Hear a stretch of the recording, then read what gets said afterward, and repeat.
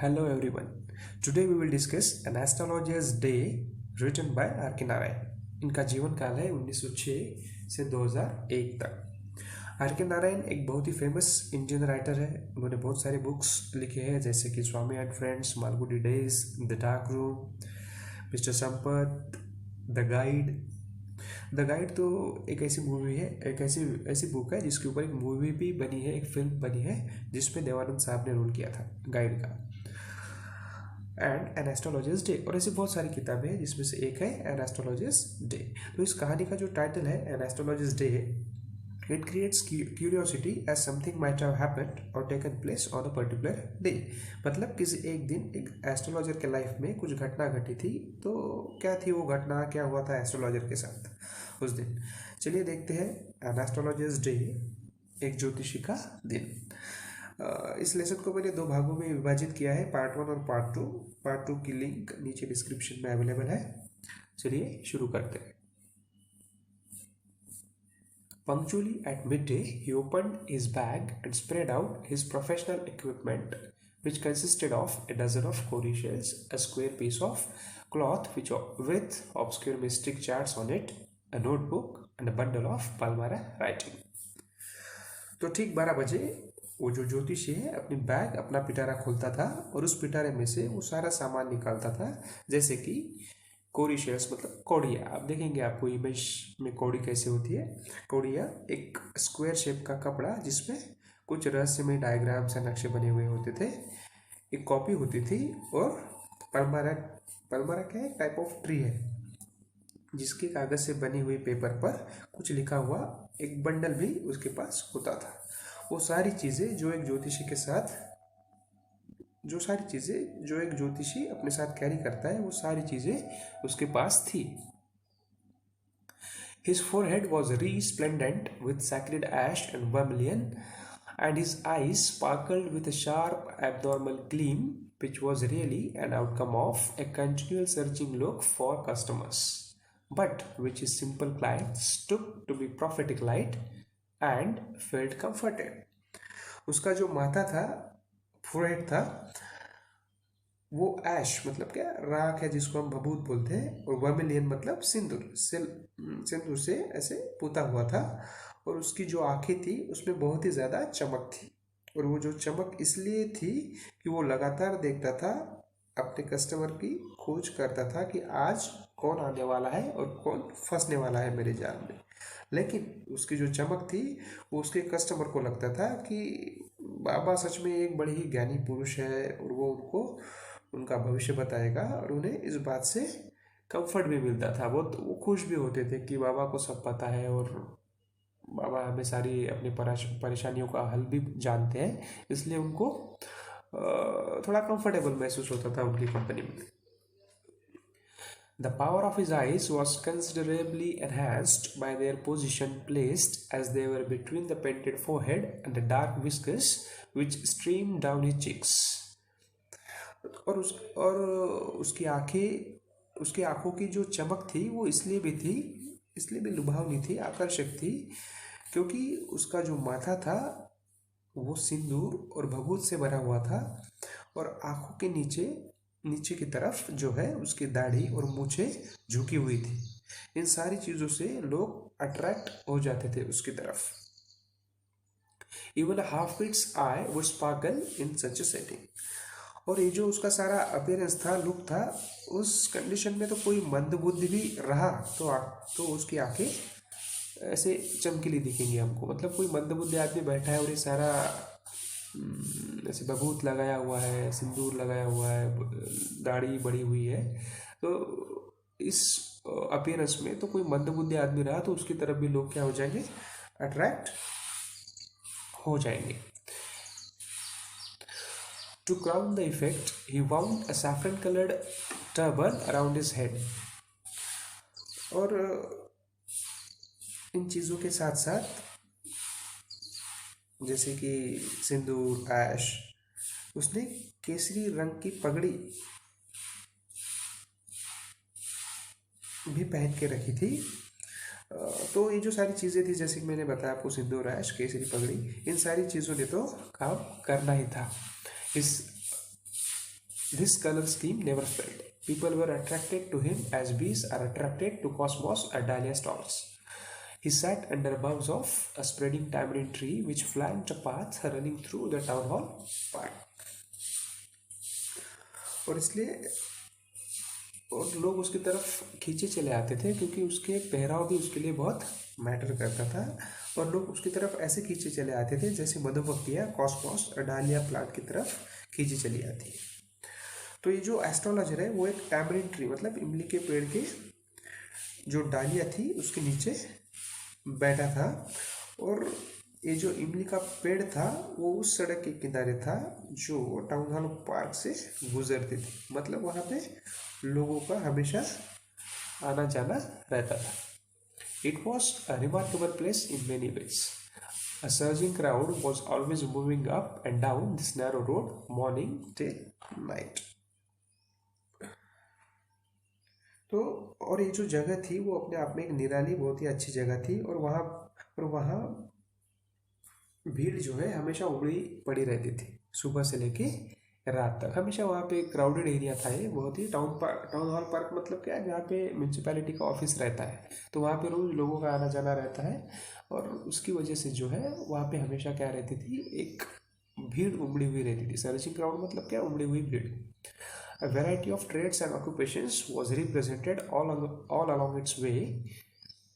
वहाँ पे अलग अलग तरीके के जो लोग हैं अपना व्यवसाय प्रोफेशन चलाते थे, जैसे कि मेडिसिन सेलर्स दवाई बेचने वाले, sellers of stolen hardware and junk जैसे कबाड़ बेचने वाले लोग, मैजिशियंस मतलब जादू दिखाने वाले जादूगर लोग, and above all an auctioneer of chief cloth, और उसके साथ ही पुराने कपड़े नीलाम करने वाला एक आदमी भी वहाँ पे रहता था, who created enough din all day to attract the whole town. और ये सब लोग मिलकर इतना आवाज़ करते थे, इतना हल्ला करते थे कि सारा टाउन सारा नगर वहाँ पे आ जाए, जमा हो जाता था इनकी आवाज़ की वजह से। Next to him Vociferousness came a vendor of fried groundnut, who gave his ware a fancy name each day, calling it Bombay ice cream one day, and on the next Delhi almond, and on the third Raja's delicacy, so on and so forth. People flocked to him. A considerable portion of this crowd dallied before the astrologers too. तो और उसी शोरगुल में उस ज्योतिषी के बाजू में एक मूंगफली बेचने वाला जो भुनी हुई मूंगफली बेचता था, और वो हर दिन उसकी मूंगफली को अलग अलग नाम से बेचता था, जैसे कि बॉम्बे आइसक्रीम, कभी कभी मूंगफली को नाम देता था बॉम्बे आइसक्रीम, कभी कभी दिल्ली आलमंड, दिल्ली के बादाम, और तीसरे दिन बोलता था राजास डेलिकेसी मतलब राजा के सुंदर पकवान, so on and so fourth, ऐसे और इसी तरीके से वो अपने अलग अलग नाम अपने जो मूंगफली थी उसको देता था। पीपल फ्लॉक टू हिम, तो वहाँ बहुत सारे लोग जमा हो जाते थे, इसके अलग अलग अपनी टेक्निक की वजह से लोग वहाँ जमा होते थे। चलिए भाई आज बॉम्बे आइसक्रीम मतलब क्या है, या फिर राजस डेलिकेसी क्या है, दिल्ली आलमंड क्या है, चलिए देखते हैं। इसलिए वहाँ हमेशा भीड़ उमड़ी रहती थी। A considerable portion of this crowd dallied before astrologer too. तो इस चीज़ का फ़ायदा एस्ट्रोलॉजर को भी होता था, वहाँ पे जो लोग आते थे उसके बाजू में एस्ट्रोलॉजर बैठता था, तो उसके पास भी आके लोग अपना समय बिताते थे, वहाँ पे भी भीड़ करते थे एस्ट्रोलॉजर के पास। The astrologer transacted his business by the light of a flare which crackled and smoked up above the groundnut heap nearby. तो ये जो ज्योतिषी था अपने काम की शुरुआत आग जलाकर करता था, और जो लकड़ियाँ थी जब जलती थी तब उसका एकदम क्रैकलिंग सा आवाज़, जैसे टक टक टक टक आवाज़ आता है लकड़ियाँ जलाने के बाद, वैसे आवाज़ आता था, और उससे जो धुआं निकलता था उस मूंगफली वाले का जो ढेर था उसके ऊपर जाता था। तो half the enchantment of place was due to the fact that it did not have the benefit of municipal lighting. तो इस जगह का जो माहौल था उसका आधा श्रेय तो इस चीज़ को भी जाता था कि वहाँ पे म्यूनसिपैलिटी की लाइट नहीं थी, मतलब करंट नहीं था वहाँ पे, इलेक्ट्रिसिटी या फिर बत्ती नहीं थी वहाँ पे, तो एक अजीब सा माहौल था वहाँ पे, शोरगुल हल्ला, लाइट नहीं, तो एक धुंधलापन हमेशा वहाँ पे थोड़ा रहता था. The place was lit up by shop lights. One or two had hissing gas lights. Some had naked flares stuck on poles. Some were lit up by old cycle lamps, and one or two, like the astrologers, managed without lights of their own. और वहाँ जो दुकानें थी उसमें जो रोशनी आती थी उनसे ही वहाँ का काम चलता था. एक दो लोगों के पास गैस लाइट थी जो शादियों में यूज़ की जाती है, जहाँ पे लोग कंधे पे उसको उठा के जो शादियों में दिखते हैं हमको रोड पे, तो वो गैस लाइट होती है. कुछ लोग तो मशाल के जैसे आग लगाकर उनको ऐसे खंभों पे टंगा देते थे. कुछ साइकिल लैम्प्स, और कुछ लोग तो ऐसे भी थे जिनके पास अपनी लाइट ही नहीं थी. वो जो है दूसरों के लाइट से अपना काम चलाते थे. ज्योतिषी के पास भी उसकी अपनी लाइट नहीं थी, तो वहाँ पे जो है कभी लाइट दिखाई देती थी तो कभी लोगों की परछाइयाँ. It was a bewildering crisscross of light rays and moving shadows. तो वहाँ पे जो है लोगों की कभी लाइट नहीं दिखाई देती थी, तो कभी लोगों की परछाइयाँ दिखाई देती थी, तो कभी लाइट दिखाई देता था. तो ऐसा अजीब सा माहौल उस जगह पे था. This suited the astrologer very well, for the simple reason that he had not the least intended to be an astrologer when he began his life. इन सारी चीज़ों का ज्योतिष को बड़ा फायदा होता था, क्योंकि उसने कभी चाहा नहीं था कि वो ज्योतिष बन जाए जब उसने अपनी लाइफ शुरू की थी.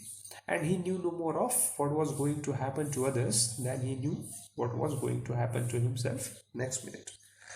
और उसको दूसरे लोगों को क्या, बस खुद के बारे में उसको पता नहीं था कि उसके साथ आने वाले मिनट में, आने वाले समय में क्या होने वाला है. तो दूसरों के बारे में क्या बताता था, क्या बताएगा जिसको खुद के लाइफ के बारे में ही पता नहीं. और ये जो सच्चाई थी ये सिर्फ उसको ही पता थी. उसको अपने खुद के भविष्य के बारे में, नक्षत्रों के बारे में कुछ पता नहीं था. तो वो अपने कस्टमर्स को क्या बताता कि उनके नक्षत्रों में क्या लिखा है और या फिर उनके लाइफ में क्या होने वाला है. He was as much stranger to the stars as were his innocent customers. Yet he said things which pleased and astonished everyone. फिर भी वो जो कहता था उससे लोगों को खुशी मिलती थी और उनको आश्चर्य भी लगता था कि बाबा को इतनी सारी चीज़ें कैसे पता है करके. That was more a matter of study, practice and shrewd guesswork. और वो ऐसा कैसे कर पाता था, क्योंकि ये करते करते उसको अब बहुत समय हो गया था, एक ज़माना हो गया था, उसकी अच्छे से प्रैक्टिस हो गई थी, और वो तुक्के मारने में भी थोड़ा सा अभी एक्सपर्ट हो गया था. All the same it was as much an honest man's labour as any other, and he deserved the wages he carried home at the end of the day. तो वैसे देखा जाए तो अभी एक हार्डवर्क ही था, लोगों को उसकी लाइफ के बारे में बताना, उनको कन्विंस करना कि उसको सब पता है, उनको सब समझाना. तो इस काम से जो उसको पैसा मिलता था वो उसको डिजर्व भी करता था. मतलब मेहनत तो थी, भले ही वो काम उसको ज़्यादा नॉलेज नहीं था उस चीज़ का, लेकिन वो जो भी है मेहनत से कर रहा था, और इसलिए वो जो पैसे उसको मिल रहे थे उसको डिजर्व करता था. He had left his village without any previous thought or plan. If he had continued there, he would have carried on the work of his forefather, namely tilling the land, living, marrying and ripening in his cornfield and ancestral home. उसने जब अपना घर छोड़ा था तो उसका कोई ऐसे प्लान नहीं था. अगर वो अपने गांव में रहता तो वही करता जो उसके दादा परदादा किया करते थे, जैसे tilting the land, living, marrying, ripening in cornfield and ancestral home. तो वो क्या करता था, अपने दादा परदादा जो करते थे वही काम उसको करना पड़ता था. जैसे खेती करना, शादी करता था, मक्के का खेत चलाता था, उस घर में रहता था, वहीं बूढ़ा हो जाता था. लेकिन but that was not to be. लेकिन ऐसा उसके भविष्य में, लाइफ में होना लिखा नहीं था. He had to leave home without telling anyone, and he could not rest till he left it behind a couple of 100 miles. To a villager, it is a great deal, as if an ocean flowed between. लेकिन ऐसा होना लिखा नहीं था उसके नसीब में, और एक दिन उसे अपना घर छोड़ना पड़ा, और वो इतनी दूर आ गया कि उसके घर से कम 200-300 मील दूर आ गया वो, और किसी गांव में रहने लगा. तो किसी गांव में रहने वाले के लिए वो जगह इतनी दूर आना मतलब ऐसे था जैसे उसके गांव और जहाँ पे अभी वो रह रहा है उसके बीच एक बहुत बड़ा समंदर हो, मतलब वो बहुत ही दूर अपने गांव से चला आया था। He had a working analysis of mankind's trouble, marriage, money, and the tangles of human ties. अब उसका जो है अच्छे से स्टडी हो गया था ह्यूमन लाइफ के बारे में कि लोगों के लाइफ में क्या परेशानियां रहती है। तो जनरली लोगों के लाइफ में अपने मैरिज से रिलेटेड प्रॉब्लम्स रहती है, किसी की शादी होती है तो प्रॉब्लम्स, किसी की शादी नहीं हो रही है तो प्रॉब्लम्स। मनी, पैसा, पैसा भी ऐसे ही है, पैसा है तो प्रॉब्लम्स है, पैसा नहीं है तो भी प्रॉब्लम्स है। And the tangles of human life, human ties, जो लोगों की लाइफ में बहुत सारी कॉम्प्लेक्सिटीज होती है, बहुत सारे प्रॉब्लम्स होते हैं, बहुत सारे झमेले होते हैं लोगों के अपने अपने लाइफ में। तो इन सारी चीज़ों का उसका अच्छा स्टडी हो गया था, अच्छा एनालिसिस हो गया था। Long practice had sharpened his perception. और अभी जो है बहुत दिनों से वो प्रैक्टिस कर रहा था, इसलिए अब उसको इन सारी चीज़ों की अच्छे से समझ हो गई थी। परसेप्शन मतलब समझ उसको आ गई थी इन सारी चीज़ों की। With in 5 minutes he understood what was wrong. तो 5 मिनट में उसको समझ जाता था कि सामने वाले के लाइफ में क्या प्रॉब्लम है। ही चार्ज्ड 3 पाइस पर क्वेश्चन। तो हर क्वेश्चन के लिए 3 पाइस मतलब 3 पैसे लेता था, ऐसे समझ लो। Never open his mouth till the other had spoken for at least 10 minutes। और वो अपना मुंह तब तक नहीं खोलता था जब तक सामने वाला 10 मिनट ना बताए अपने लाइफ के बारे में। Which provided him enough stuff for a dozen answers and advices. तो इसकी वजह से उसको क्या होता है, जब सामने वाला 10 मिनट बोलता था तब उसको पूरी आइडिया जाती थी कि सामने वाले के लाइफ में क्या प्रॉब्लम है, और वो सुनकर उनको अच्छे से जवाब देता था, उसके ऊपर सोल्यूशन बताता था और अच्छे से एडवाइसेस उनको देता था। When he told the person before him, gazing at his palm, in many ways you are not getting the fullest results for your efforts। तो जिसका भी वो हाथ देखता था उसको बताता था, वो उसके साथ बात करता था कि तुम जो कर रहे हो, जो काम करते हो अपने लाइफ में, उसके तुम्हें फुल रिजल्ट्स नहीं मिलते, तुम्हें पूरा आउटपुट उसका नहीं मिलता है। तुम मेहनत तो बहुत करते हो लेकिन तुम्हें उसका फल नहीं मिलता। 9 out of 10 were disposed to agree with it. तो 10 में से 9 लोग जो है वो उसके साथ एग्री हो जाते थे कि हाँ बिल्कुल बाबा आप जो बोल रहे हैं वो सही है। और he questioned, is there any woman in your family, maybe even a distant relative, who is not well disposed towards you।